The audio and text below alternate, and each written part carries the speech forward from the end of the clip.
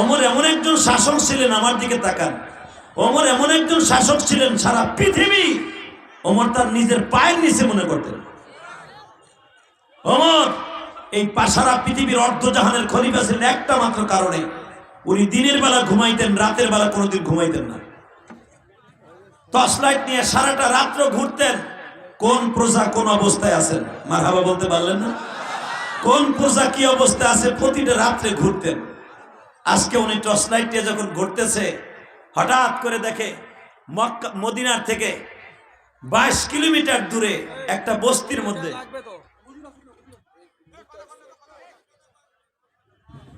22 kilometre দূরে, মসজিদে নববীর থেকে 22 কিলোমিটার দূরে আল্লাহ পাক এই জায়গাটায় আমাকে গত বছর রমজানে নামাজ পড়ার সুযোগ দান করেছেন। ওমর যেখানে গিয়েছিলেন, আল্লাহু আকবার, আল্লাহু আকবার, আমাদের দেশের একটা এমপি মন্ত্রী, এমনকি একটা চেয়ারম্যান পদপ্রার্থী, ওর গুতা এলাকার মানুষ ঠিক থাকতে পারে না। কথা বল না কেন? চেয়ারম্যান হওয়ার আগে মুসিরও পায় ধরে, চেয়ারম্যান হওয়ার পরে শিল্পপতি কোটিপতিরও মুছে বাঁধে না, আছে না নাই? আর ওমর অর্ধজাহানের খলিফা, দ্বিতীয় নাম্বার জান্নাতি। বাজারে ওমর 22 কিলোমিটার দূরে যখন যেয়ে দেখে এই পাহাড়ি অঞ্চলে কোনো মানুষ নাই, দানব নাই, এমনকি কখন কুকুর বিড়ালও নাই, রাত বেজে গেছে একটা, কিন্তু বাজান একটা সেরা তাঁবুর মধ্যে টিপ টিপ করে বাতি জ্বলে। তাঁবুর সেরা কাপড়ের ভিতর দিয়ে দেখা যায় জাইতুনের তেলে টিপ টিপ করে একটা বাতি জ্বলে। সেরা পর্দার ভিতর দিয়ে ওমর দেখতেছেন একটা মা 3টা বাচ্চা নিয়ে সামনে বসে, বাচ্চা 3টা ধুলার মধ্যে গড়াগড়ি খাচ্ছে, আর ওই মহিলা পাতিলার মধ্যে কিছু পানি দিয়া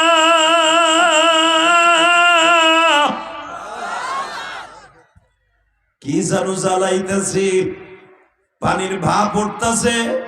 ওমর অন্তত রাত 2টার থেকে নিয়ে 2:30টা পর্যন্ত দৃশ্য দেখলেন।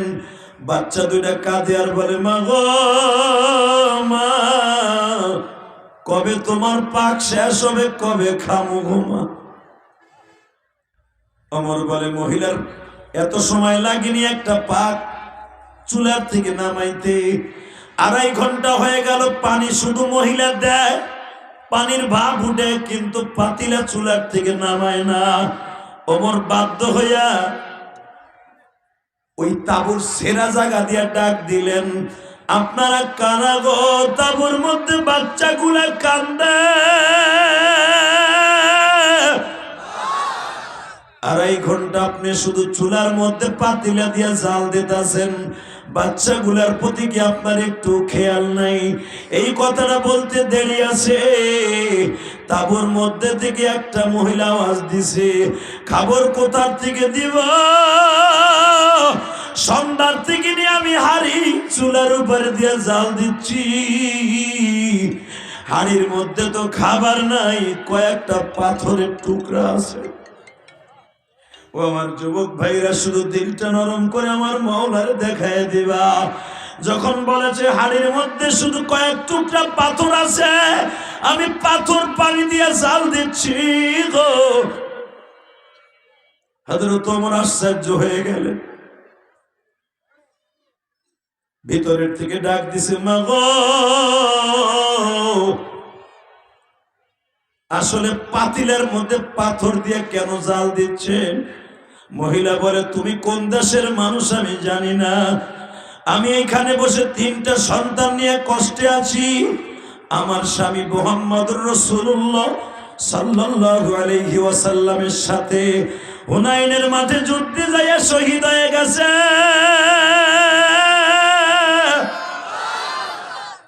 প্রতি মাসে ওমর আব্দুল খাত্তাবের বাইতুল মাল থেকে আমাদের বাসায় খাবার আসে, কিন্তু মাস শেষ হয়ে যাইতেছে, এখনো পর্যন্ত খাবার আসে নাই। এই জন্য আমি বাচ্চাদের খাবার দিতে পারি নাই। বাচ্চাদের সান্ত্বনা দেওয়ার জন্য আমি পাতিলার মধ্যে পাথর দিয়ে পানি দিয়ে জ্বালাইতেছি। তুমি টেনশন করিও না, এরা সান্ত্বনা পাইতেছে যে আমার মা পাক করতেছে, আসলে তো খাবার নাই। এরা কান্নাকাটি করে ঘুমায় যাবে, খাবার দেওয়ার সিস্টেম নাই, এরা কান্নাকাটি করে ঘুমায় যাবে, তোমার টেনশন নেই। ওমর চাবুকটা পিঠের মধ্যে বাড়ি দিয়া কয়, খাত্তাবের পোলাও ওমর, তুই আরামে ঘুমাস, প্রেসিডেন্টের দায়িত্ব পাই আরামে ঘুমাস। আর তোর দেশের পাহাড়ি অঞ্চলের বিধবা নারী 3টা বাচ্চা লইয়া রিলিফের মাল আসতে কষ্ট হয়েছে, 3 দিন খাবার নাই। এই মহিলা তার সতীত্ব কারো কাছে বিক্রি করে নাই। ইচ্ছা করলে সতীত্ব বিক্রি করলে টাকা পাইতো, বাচ্চাদেরকে বাঁচাইতে পারত, কিন্তু নিজে পর্দার মধ্যে থাইকা বাচ্চাগুলারে মিথ্যা আশ্বাস দিয়ে ঘুম পড়ায় দিচ্ছে। এ খাত্তাবের পোলাও ওমর, তুই আমার নবীর কাছে কি জবাব দিবি গো?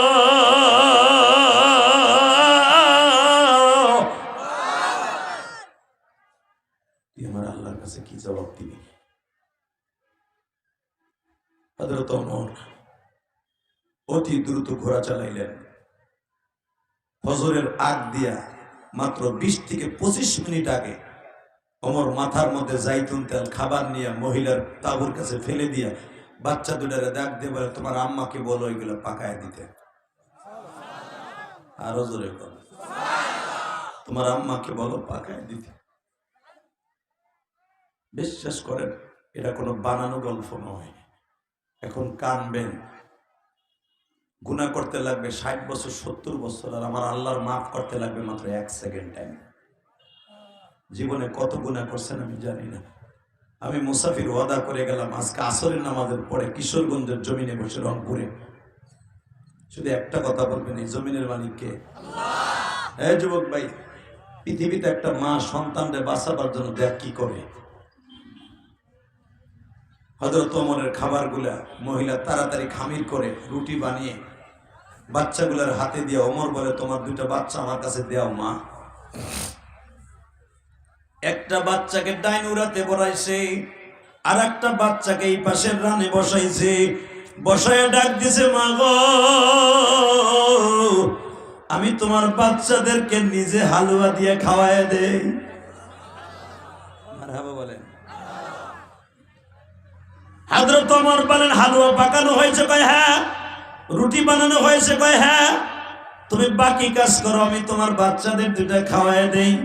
হযরত ওমর হালুয়ার সাথে রুটি মিশ্রিত করে যখন গালের মধ্যে খাওয়ায় দেয়, ইন দি মিন টাইমে মহিলা দূরের থেকে কান্দে আর বলে, তুমি কে বাবা? আমি তোমার চিনি না। যারা এতিমদের মুখে খাবার তুলে দেয়, আল্লাহ পাক যেন তাদের মাফ করে দেয়। হযরত ওমর বলে, মা আমার জন্য দোয়া করেন। ওই মহিলা বলতেছে, আমি দোয়া করি আল্লাহ যেন তোমার ওমরের জায়গায় বসাইয়া দেয়। মহিলা তো জানে না যে এটাই ওমর, কারণ তোমার মতো মানুষ এই মদিনায় আর আছে কিনা জানি না। এই রাতের অন্ধকারে টর্চ লাইট নিয়ে ঘুরো আর বলো দেখি গরিব অসহায় মানুষকে কোন জায়গায় আছে। যখন তুমি আমারে বুঝাইয়া দিলা মিসকিনের দরদ তুমি বুঝিয়া, এতিমের দরদ বুঝিয়া নিজে খাবার আনিয়ে যখন আমারে পাকাইতে দিলা, তোমার জায়গায় যদি, তোমার স্থানে যদি ওমর বসতো, না জানি কত সুন্দর হইতো। ওমর আস্তে করে রুমালটা সরাই বলে, মা ওমর রে চিনেননি? বলে, আমি ওমর রে চিনি না, কারণ এটা তোর ফেসবুকের যুগ না বাবা। আমাদের দেশে একটা মন্ত্রী ভেসকি দিলেও তা জনগণে ঠিক পায়, কথা বল না কে? রাস্তায় তারা একটা কম্বল দিলেও তাও ছবি তুলে ছাইরে দেয়। আর ওই জমানায় তো মিডিয়া ছিল না, টিভিও ছিল না, ওমরের সচরাচর কেউ দেখেও নাই। বাজান রে, ওমর বলতেছে, মা গো, যদি আমার জায়গায় ওমর হইতো তাহলে কি ওমর ভালো হইতো? কয় হ্যাঁ, 100% ওমর ভালো লোক। যদি তোমার মতো ওমর হইতো 100% ওমর ভালো। ঠিক আছে মা, আমি ওমরের কাছে কালকে বসে থাকবো, আপনার কথাগুলো বলবো, আপনি কালকে ওমরের রাজদরবারে যাইয়েন। আর সুবহানাল্লাহ জোরে গো। আরে বাগুন বেশি লস খাইছে মনে মনে হইতেছে মিয়া। কথা কবা জান্নাতের বাগান হয়ে কথা কইবা, জোরে কইবা।